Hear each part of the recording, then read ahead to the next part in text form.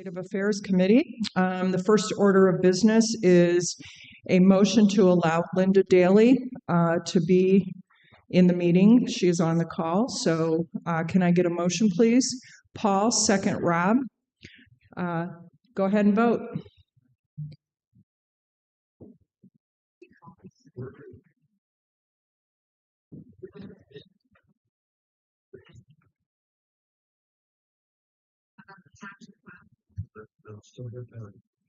Let's see, employee hired the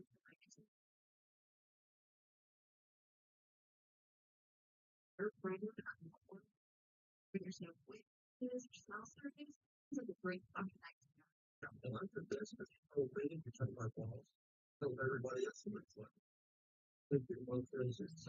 Thank you. Welcome to the meeting, Member Daly. Thank you. So we next have approval of the minutes. Can I do these together? So we'll do the October 28th, 2025 Joint Finance and Executive Committee, as well as the October 28th Joint Finance and Executive Committee Executive Session. Can I have a motion, please? Paul, second. Jennifer? Any corrections or comments?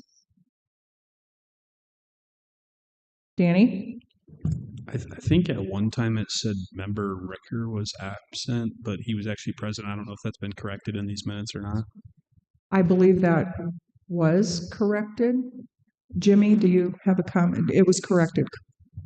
That Steve Ricker was said he was absent at one point, and he was not absent. I don't believe so. I believe Member Phelan was going to call and ask about that.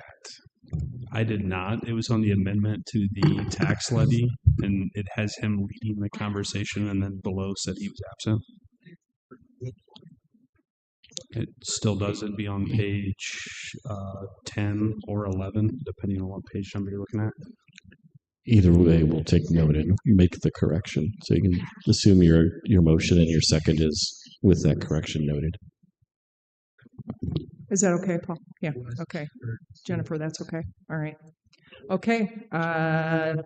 With the correction, please vote. I vote aye.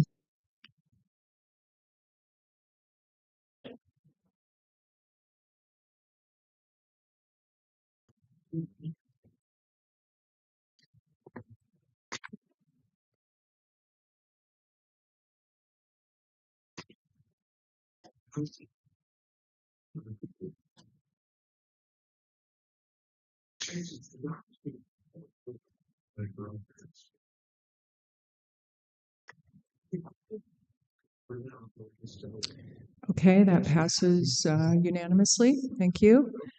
We are on to informational items. 3.1, monthly financial report as of September 30th, 2025.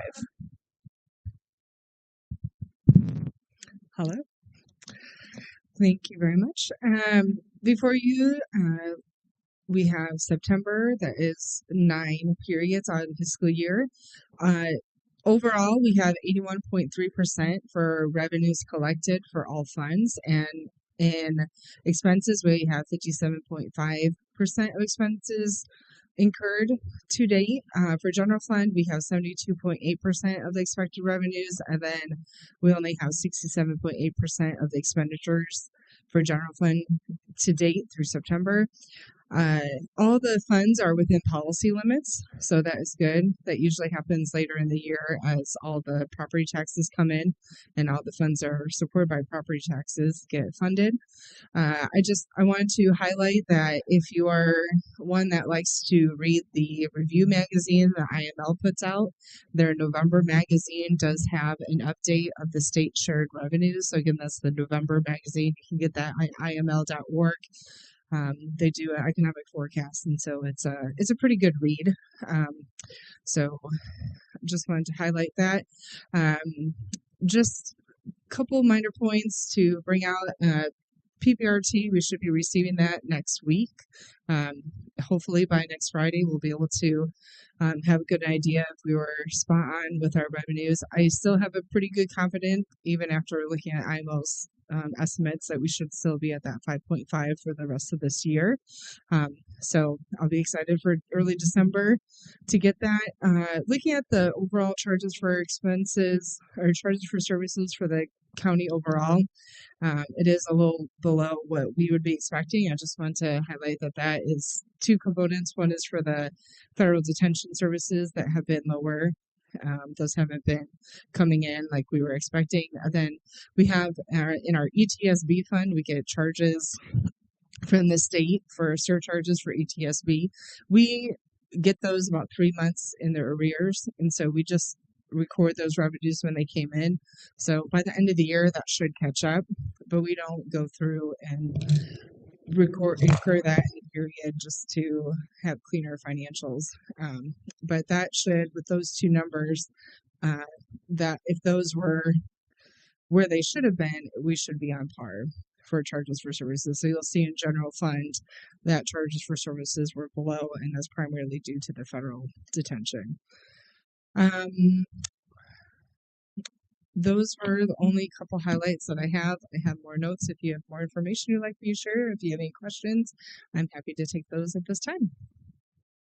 Are there any questions for Julie?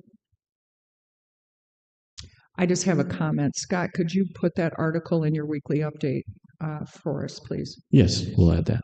Thank you. Any questions? Okay, moving on. We are at Long-Term Care Services Fund. Heather? Thank you. Good afternoon. The balance in the Long-Term Care Services Fund is just over $4 million. Interest earned to date, both fiscal 24 and 25, is $152,000. Do you have any questions on that account? Are we still on target? We are still on target. Yes. Wonderful. That's good news. Yep. Thank you. Any questions? Okay, we are on to accounts payable, employee reimbursement, and purchase card activity for October of 2025. Okay, in your packet is a very comprehensive list of all of the transactions that took place in October of 2025. The first section, and Julie and I discussed, we think we're going to switch it around a little bit going forward. Well, the first page shows you by fund, all of the expenses by fund. So that will stay, but we're going to flip the last two and have the one by vendor first. It shows, it's in this packet, it starts on page 59, and it shows the payments by vendor in descending order. So the one at the top has the most, the highest amount of payment for that month, and then all the way down. So it's just a little easier. Sometimes if you are going through whatever 60 pages of this it is, by the end you might get tired, and we think the board might be more interested in having those pieces first. So I'm happy to answer any questions on transactions for this fund. Any questions for Heather? No? Thank you. Really appreciate that report. Yes, thanks. So next we're on to Peoria County capital projects, funding sources, and progress. Okay, so I mentioned in infrastructure yesterday that we are, next month, we're probably going to shift all the completed projects to one page so that you can see the difference of the ones that are still in progress versus completed a little easier. And then I also just wanted to note that furniture has been delivered and installed in the probation office remodel, and the first phase in the circuit clerk's remodel has been delivered and installed. So everything else just moving along. Any questions? Okay. Thank you. Next, we are at resolutions. We have one, which is budget appropriation for health insurance for FY 2025. Can I get a motion on the floor, please? Paul? Camille? Okay, who's going to take this one? Oh, hello. Yes, hi, I'm back. So as you're aware, in last year, we had HIAC, the Health Insurance Advisory Committee, meet, and the out of a lot of conversations and review, we decided to shift from a self-insurance plan to a plan with IPBC. And so when we budgeted the health insurance for fiscal 25, each departmental budget receives budget for health insurance. We tend to take what has been current information. So employees that are currently in that department that take health insurance at that time as we do budgeting are budgeted. And then we put in the increase. So for fiscal 26, we put in the anticipated increase of 9.1%.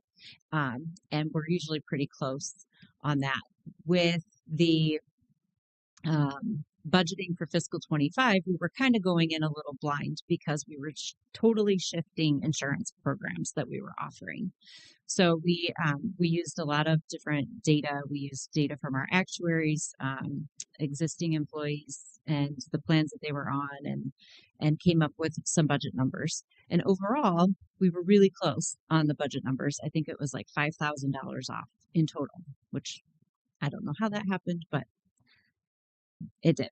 So, however, within specific departmental budget lines, there were some where employees may not have taken insurance before when we budgeted, and they really liked the plans that we were offering, and so they decided to take insurance. And so those departmental budget accounts are short for fiscal 25. And so this resolution is requesting to draw on $146,650 from reserves.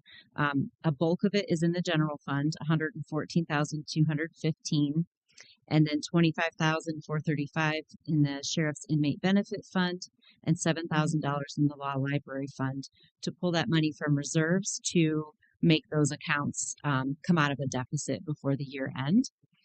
There were other departments that had excess from vacancies in their personnel lines, and they moved those funds from the salary vacancies to cover the expenses.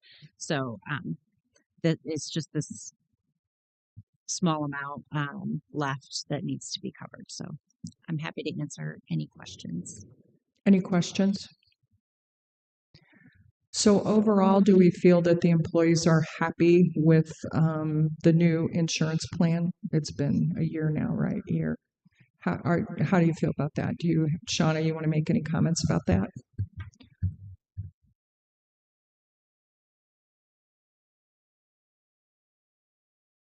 We've had some really good feedback from employees that was shared by the HIAC committee, or the Health Insurance Advisory Committee. They came back with just some comments that have been occurring throughout their department of people being not only pleased with the benefit levels, but the new vendors, how easy it was to reach out to them. And we've also expanded the wellness program.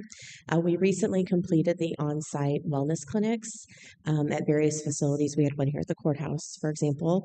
And one of the departments shared with the admin team and stated that, and we're going to put this in the employee newsletter too, but that they had some individuals that were found to have some early onset conditions that they were able to, through weight loss and exercise and diet and things like that, that they're being able to be proactive to prevent them from going into that next level of actually having a disease state. So that department reached out to County Admin to say thank you for starting those on-site clinics again. Thank you for that. Are there any additional questions? Jennifer? I had a question just for you to clarify. In terms of the transfer with the Sheriff's Inmate Benefit Fund, are there not restrictions on that as to what that can be used for? I assume they're not, but can you explain? So that would be with the staff that are currently paid out of the Sheriff's Inmate Benefit Fund, and that staff, the health insurance is an eligible expense within that fund. And so that would be the fund. It would be coming out of the Sheriff's Inmate Benefit Fund reserves, not out of the general fund transferring in. Yeah. Additional questions? Okay, please vote.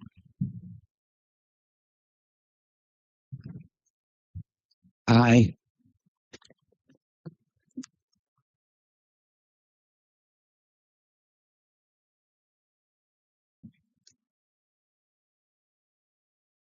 Thank you. That is unanimous. So moving on, we are at discussion. Are there any discussions?